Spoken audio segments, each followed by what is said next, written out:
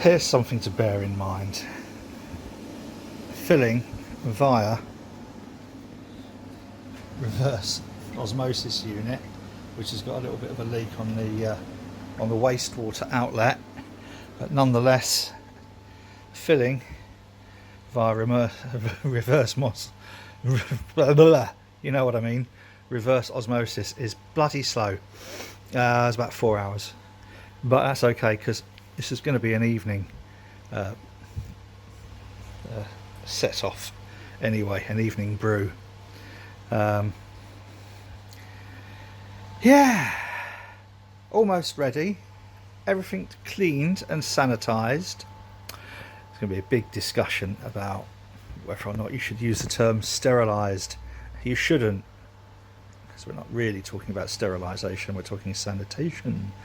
But if people want to say sterilization, I don't really care. It means at least they're kind of thinking about it. Oh, so we've got chocolate malt, and we've got what have we got in there? 5.5 kilos pale. Carafa Special III, 170 grams. Chocolate malt, 225. What are we going to do with this, boys and girls? We are going to do a black IPA. Ooh. And I'm having a love-hate relationship with the Firmzilla. I think we're almost getting to be friends. We shall see. Right, so need a little bit more water in there. I'm aiming to kick off at 5. It's now 4:45, so I think we shouldn't be too far off. I need a strike temperature of 72.9. Yeah, 72.9. So I'm setting this for 80. By the time it's been through the herms and then into the mash tun, I don't think we're going to be far off. And then I'm going to crank this right the way up to 90, so as the herms, we won't need to use the herms quite as much. Yeah, right, back soon. We're in. One day I might start using a tripod and real camera rather than my mobile telephone, but I'm not really a filmmaker. I'm more of a bodger in the science lab, but almost perfect on the strike. 1 degree over, but oh, hang on, it's creeping up. Shouldn't creep up. No, it'll drop down. It's because I've just given it a bit of a stir. That's all right. 1 degree. I can cope with 1 degree. I've got this on 64.5 because for some reason the PID seems to like maintaining 65 when it's set for 64.5. But we'll see. This will now cool down. It's going up. You're going the wrong way, guy. Yeah, believe me, it will go down.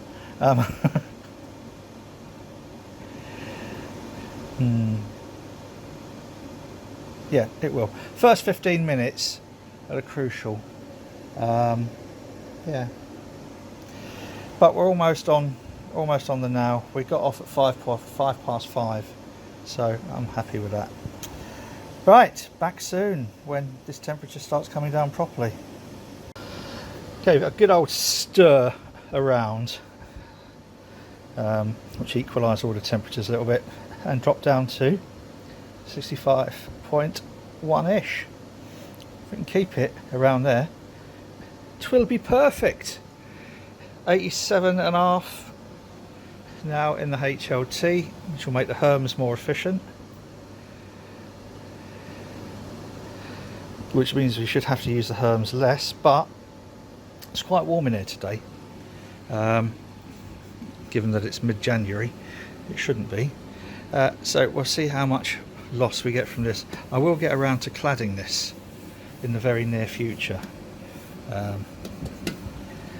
which will insulate it nicely, and we will then maintain. Oh, I'll tell you what I haven't done. I haven't put lid on. Hang on.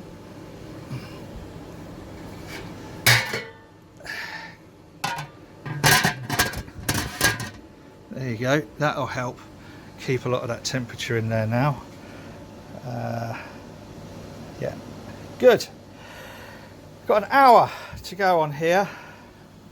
We will then be ready to transfer. Well, we won't, we'll do the vol off and then we'll do the sparge and then we'll get it into the boil kettle. Now I'm going to go and smack me pack, my yeast pack. It's one of these with a little bubble inside. You've got to whack it to burst your bubble. Oh, bubble bursting tonight. This should come on now. Why hasn't it come on? It will. There we are, thank you. And sort my ops out. Yeah. Time's up. We have reached the end of the mash. And let's see what colour our wort is. Oh, lovely. So now we start the vol off. Wonderful. That's where that starts to clear. And then we flush it out and start the sparge. Isn't this exciting, boys and girls? By the way, did a pH test. It was at 5.3, which is about as cock on as you'd like it. And yes, so back when we're sparging. So we're now transferring into the boil kettle through one of those little filters which Clive Sillis invented, sort of. We didn't invent it. Oh, well, he might have invented it, I don't know. It's irrelevant anyway. And we're ready to start the sparge, and this is where that changes a colour. Are we ready?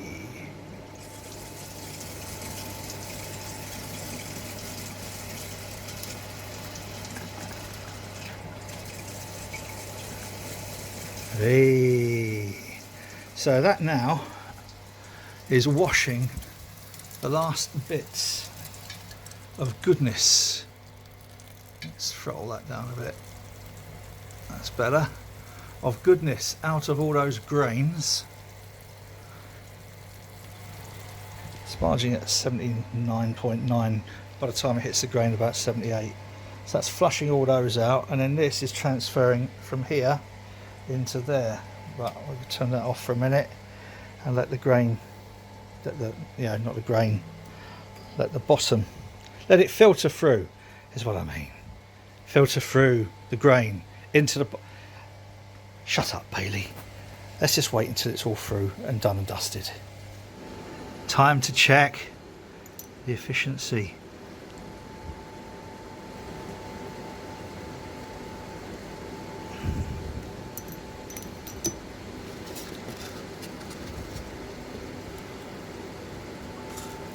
Doesn't look too black, does it? It's pretty good. Happy with that. Oh, I just spilt it. Bugger. Oh, we've got the start of a boil. Boil starting. So, first hop additions. I'm using these little tea things this time, just to see what they're like. I've ordered a hop spider. It's probably not the one I wanted. I wanted the 30cm by 30cm one. But, well, you know, you have to live with what you can get. So that's your 30 of Apollo going in, and we can now start the timers. One on the left tells me when I've got to chuck a proto flock in. One on the right is when it's done. This is a 1 hour 10-minute boil, so we'll be done at 8 o'clock.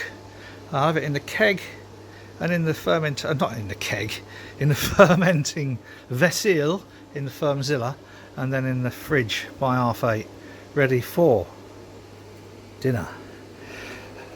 This time I've decided to have the plate chiller a little bit out of the way, as it were. I don't know quite what I'm going to do. I might put a little hinge there on the side here for the plate chiller, and so it folds in and out of the way and then out when you want to use it. But putting it on here as it was just, I don't know, just kind of like a bit clumsy and stuff. We will see the best way to do that. This is now filled it up enough to start the water that we're going to need for cleaning later when we clean everything down. and in a minute I suppose I ought to start shoveling all the grain out. Gonna have to empty this keg, this little keg of vocation, life and death, because this is the fermentation fridge I'm going to be using. Oh dear, what am I going to do? I'll have to drink it. Well, this is a worry.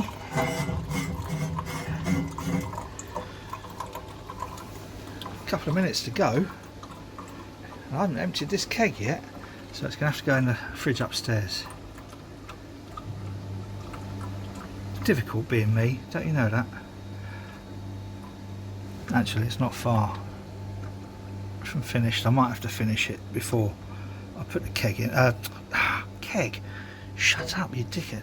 Before I put the fermenter in there. Isn't that pretty? Look at that. We are 3 minutes from tend. That's so lovely. Final hop addition, which is 30 Amarillo, 30 Citra. Yeah, fairly sure. Don't know what the recipe is now. Might have had a few too many of those vocation, life and death. We're going to give that a little bit of a prod, make sure that that's all stirring up properly, and then we'll be back for flame out. That's it. So the final, there's quite a lot of hops in that little thing, isn't there? So let's whack that in. Oops. Oh! We'll give that a few minutes, give it a stir, then we'll be ready. Because I didn't do the video of going through the plate chiller last time, but it's all nice and cool because we're currently running stuff through it, and it's at 13 degrees here. But that's without measuring anything, it's only measuring air. So give that a stir, and then, oh, we're there. The Firmzilla is ready and sanitized, as is the plate chiller. We've already got cold water chundering through the plate chiller. I'll just show you the water coming out on the outside. Bloody cold out here, I tell you that. So this is the output of the plate chiller. Oh god, it's cold. Actually, I know people like to see a little bit of canal at night. Look at that, Sheffield Canal at night time. How lovely is that? God, it's cold. Whew. Nice in here. What we're going to do is take the zoom off. We're going to open this and we're going to start letting all of the air work its way up. You can see now that that tube there down to the pump is now filling. There is still some air in there, so I just let that air work its way up. Everything on here is dunned up. We have the Wyeast strainer, which hopefully we're not going to need too much, because I strained or I filtered all of the grain coming out of here. We did catch some in Clive's Heath Robinson filter, so well done, Norfolk Hillbilly. Another winner.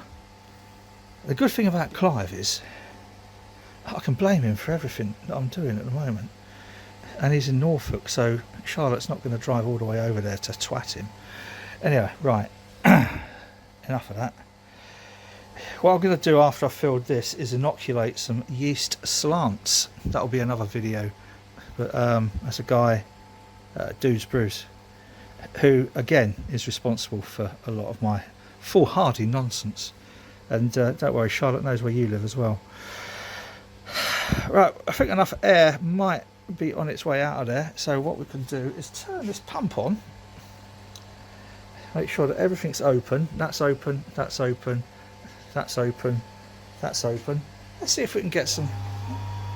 See if we can get some stuff going through. Oh, it's trying. It's trying. It's going. It's having a go. Look.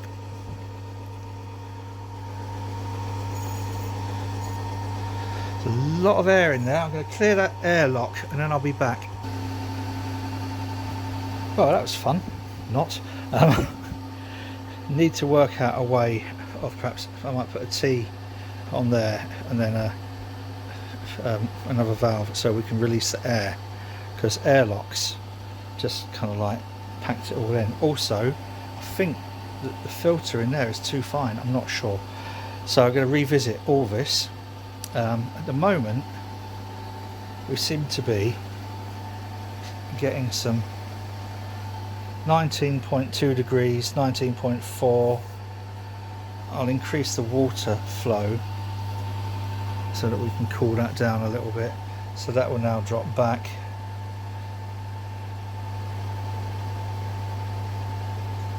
Hopefully. Yeah. Yes. It's all a learning curve, or a learning circle, isn't it?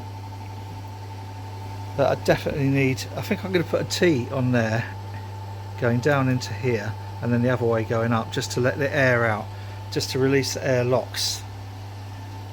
That's good. Down to 17.8, 17.765. Right.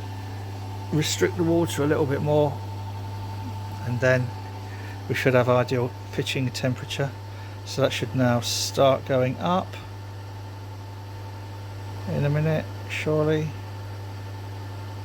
Maybe not. I hate you. I hate you. Restrict even more and then it will go up. Little fucker. Right, what I need is another one of these. By the way, it's not carbonated. The life and death out of those mini casks is deliberately, for some reason, not carbonated. I don't know why. Right, we're doing well there. What are we doing here? Oh yes, very, very suitable. Right, so we've got a brew and 15 point. It's going down. It doesn't matter. It's better being too low than too high. What I'm going to do is go and inoculate some of those slants with some yeast, and then chuck the yeast in there, chuck it in the fridge, drink the rest of that mini cask, and that'll be it. Ooh, too right. Oh, here's a bit of a worry. This is the 1187 Wyeast Ringwood Ale yeast. It's one of the smack packs that you burst a little bubble inside and then it's supposed to swell up. Well, I did it nearly 3 hours ago. It don't look right swollen to me. Anyway, I've sprayed everything in here with Star San. I will do it again. I've got inoculation loop, fire, and things. I'm going to give everything a quick clean down again. Open this, inoculate these, and then chuck that in the Firmzilla. Right, that's that. Well, there she is. I certainly haven't got 20 litres. About 17 and a half. There's probably about a litre left in the kettle. So need to look at that. Maybe reduce the veracity of the boil. But there we are. I am letting some of the remaining stuff settle before I take a final gravity reading. Yeah, quite pleased with that. What am I not pleased with? Very, very unhappy with the filtration. A lot of slurry which then gets picked up. I did have a sock on there, took that off, then tried the silly little tea strainer things which just got all bunged up, so that was a fucking waste of time. I think what I'm going to do is get that hop spider, hopefully it'll fit just in here, and give it lots of stirring. And that's the problem really, doing these beers with the like massive hop additions. For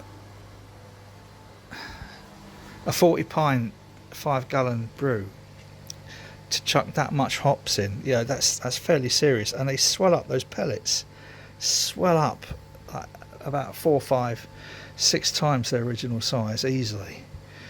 So I'm going to look at the filtration. As a guy who's got a channel new to homebrew, Tom, who's bought this thing from America, this thing, I thought about making one, a little strainer that sits in the bottom of the boil kettle, out of a couple of IKEA stainless steel meshes, which I'll probably have a go at tomorrow. Now, so I'm a bit pissed off of, you know, the amount of wastage that we've got. And I'm also going to revisit how I have the plate chiller. And that plate chiller was a lot of money, so I don't want to run the risk of buggering it up. So I'll just give it a good flush and whatever. Never mind the paint table, it is clean, it's just covered in varnish. So anyway, I'm happy. It's not as much, you know, I'd have wanted 2 or 3 more litres in there. We'll see how it is in 14 days time. So until then, boys and girls, I hope you've enjoyed this little brew day, and if you like this nonsense, please, I wonder whether you might consider subscribing to my little channel. And if you do like this, really like this, click the little thumbs up thing, because that way it makes me feel loved. Otherwise, you know, I just don't feel loved. But I'll understand if you don't. Right, that's it. On a Saturday night, it's about 9:30. Oh fuck me, it's 10 to 10. Look at that, we're all finished. I'm going to finish cleaning up tomorrow. For now, that's that. Good night, boys and girls.